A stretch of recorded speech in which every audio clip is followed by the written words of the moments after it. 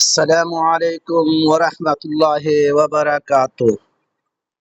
Güney Türkistan halkımız neçe günden beri Türk milletimiz mankurtlarının üstüge çelpe tartıp ve bazı birisinden kömek tilep, yardımçılık tilep duruptu. Bunu körüngüzde bu insanın nime deydi? Bu insanın mankurt deydi. Mankurt'un manası nime? Karanga keçede anasını, singlisini tanımagan, öz toprağını ajnabilerge tutup durgan, her kimiki öz toprağını bir ajnabiga tutadı, mol mankurt öz anasını, öz singlisini tutkan boladı. Bunun sözlerini eşitleriniz mi? Aytadı. Wow, Pakistan ülkesinden keleyatkan muhacirlerimizga zulmü sitem boldu, jabren çıkartıldı. Olarga şu öz velayetinden cay tüzeyimiz deydi bu bolmaz mankurt hain. Bunun çalpek tartkanını körüngüzler. Millet bulardan nefret kılayaptır. Bu haini milli İnşallah akkan arıktan su ağadı. Bunday bolmaz hain tezde ortadan köteriledi inşallah. Dua kılayaptır. Özbek tilide, Tacik tilide, Peştu tilide, her tilide bu hain sakalını, ak sakalını koyuptu. Sakal siktiyen var.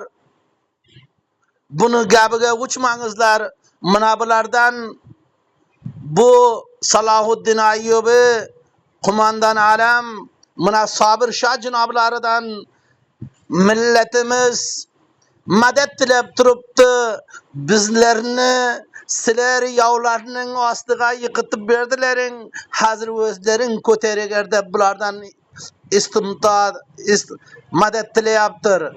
Bular nabayat Salahuddin Ayyubi nabayat o celsege borsaydı. O celsege o satkınçı mankurt hain barbedi. Ey uykudan turunglar, uxlamanglar. Bugün ana yurtlarınızını Hanefi degen bir bevujdan yavlarga bere yaptır. Yerden sizler niye mi yurtlarınızını beredi? Yurt bamanzde bir namus. Hubbul vatani minal iman. O hain, sen şu kiçliginde Davletabad'ın balası, Davletabad'ın bir erkek yigiti, cavanı, bahadırı aldınga bardı. Kel Türkler bilen koşulgun dedi. Sen hain, Darülümü Karachi'de Özbeklerini gabiga labbayk demedin. Sen hain, çok hainsen. Ahir Afganlarga satıldın. Her tilge bularının Furujai tağiri terkibi kavmi der Türkistan hedefi nihai Taliban Pakistan'ı. Vakian şunday. Yeslerinizde var mı? Taliban kelgeni de Badakhshan ve Takhar vilayetinde bir kağıt çap kılbedi ki 15 yaşar kızı ve bevesi 45'ten kuyunu Rabbuamızga alıp barıp Müslüman kılıp nikah kılamız degen alimeni körsetemen yeslerinizde var mı? Yani bunu yazıptı mükemmel özleriniz okup körünüzler Tacik tilini bilesleriniz. Men buna bu Özbekisini sizlerge okup bereyim. Halkımızını tebretiş için, halkımızını oyatış için, halkımızını tebretiş için, oygatırış için bağırı yazılgan dünya boyunca vatan görmegen halkımızga xalqimizdan bir umid yürekleri yağdı. Keltirişi uchun ijtimoiy safolaridan vatandorimizga tashqari o'lkalarga hayot kechirib turadilar. Shu kabi matoliblarning o'z safolaridan faxsh qilsin, ya'ni etkirsin. Chunki o'lkada yashab turgan Türk yigitlarimiz mana shunday manqurtlarning qo'lidan ko'pdan ko'p qo'rqib turgan.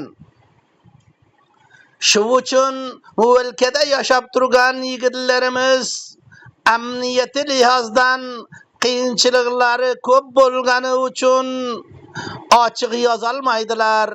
Ay tashqaridagi turk millatimiz, sizlar yozingizlar.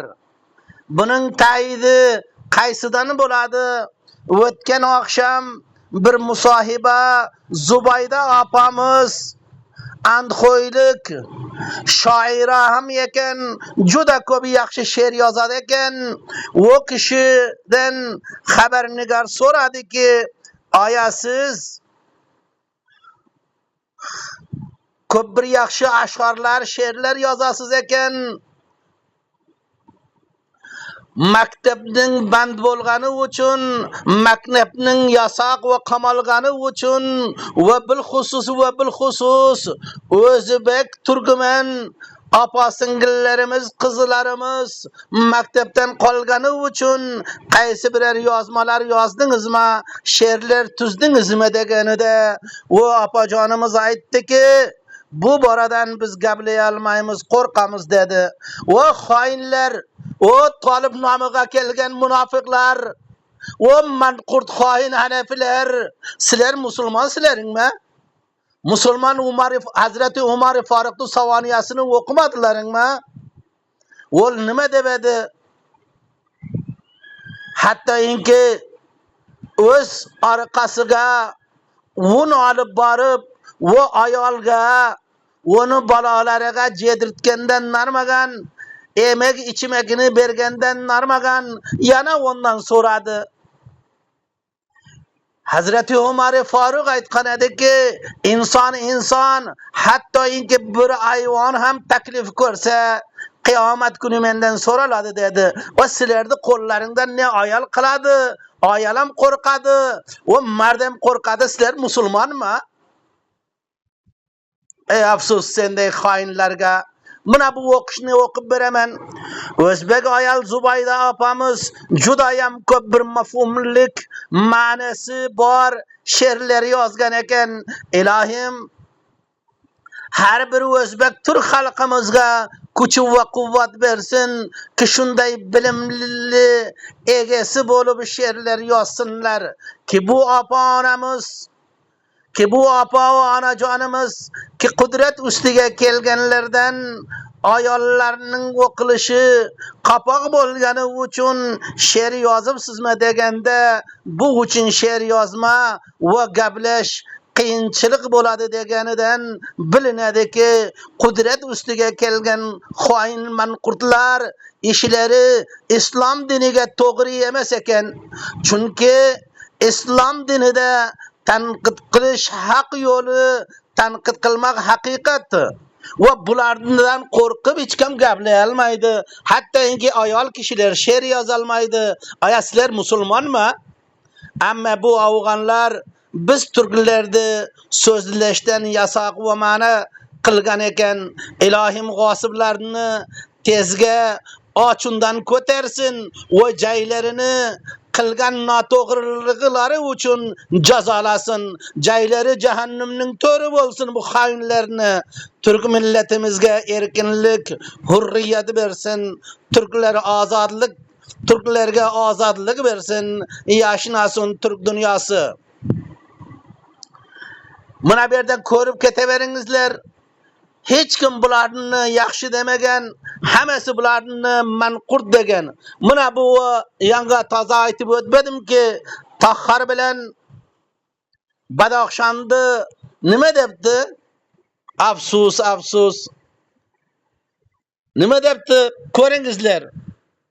15 yaşından yukarı kızlarını 45'den kuyurak bevelerini biz alıp barıp Vaziristan'a Müslüman kılamızda yerge veremiz depti. Aya şul musulmanlık mı? O hainler. Son bunga urdu tilige yazgan eken ki kör şapalak keçe ko'zi ko'r bo'ladi va hammani ko'r xiyol qiladi. Bu Afg'on xoinlar ham o'zbek turklar bularning yeri bo'lib kelibdi. Nodir Afshar Ahmad Shoni yeri emas edimi? O xoinlar sizlar ana shu chamgadir deb ko'rshapaloqda aytadi. Chamgadir ko'rshapaloq kecha ko'zi ko'rmasdan hammani ko'r xiyol qiladi. Bu xoin kofir, o'zlari kofir. Biz musulmon turklarni asli dinga, dunyoga xizmat qilib kelayotganda kofir deydi. Afsus bunday insonlarga. 15 yaşardan quyi va 45 yaşardan quyi 15 yaşardan yuqorini rabuvalariga, Vaziristonlariga olib kelsa-da, musulmon qilsa, ondan narmagan o'zlarini mujohidiniga nikah qilib bersa, sizlar musulmonmi? O xoin, Xudo sizlarni jo'g'atsin. Xudo sizlarni joylaringni jahannam qilsin. Sana ana şundan Abdulsalam Hanefi'deyin bir bevujdan sana tarafdar boptu. Sizler şerm qıgar, ulamalarını badnam kıldıların. Xudo sizlerni harap kılsın. Şu gapim gapmi ki Badaxshan menen Taxardı kızlarını 15'ten yukarısı 45'ten quyusini biz alıp kelemiz. Xudo sizlerni jo'g'atsin attenget mal'unlar. Türkmen kurtlar kimde aytadı? Türkmen kurtha bardahay beşuur madarişa mefruşa xuvarişa mefruşa mana shuni o'qib ko'ringizlar. Nima debdi manqurtlarni? Manqurt kimda aytadi? Mana bu o'qishni ham ko'ringki, Abdurraqib Vaziri kori umuri ijtimoiy shuhada va ma'lulin ki az o'zbek taxar bud takbir guft. Amma bar imomat ki da pesh shuda bud, dar aqibash shahid khil omad, u arid shud, ura berun kard.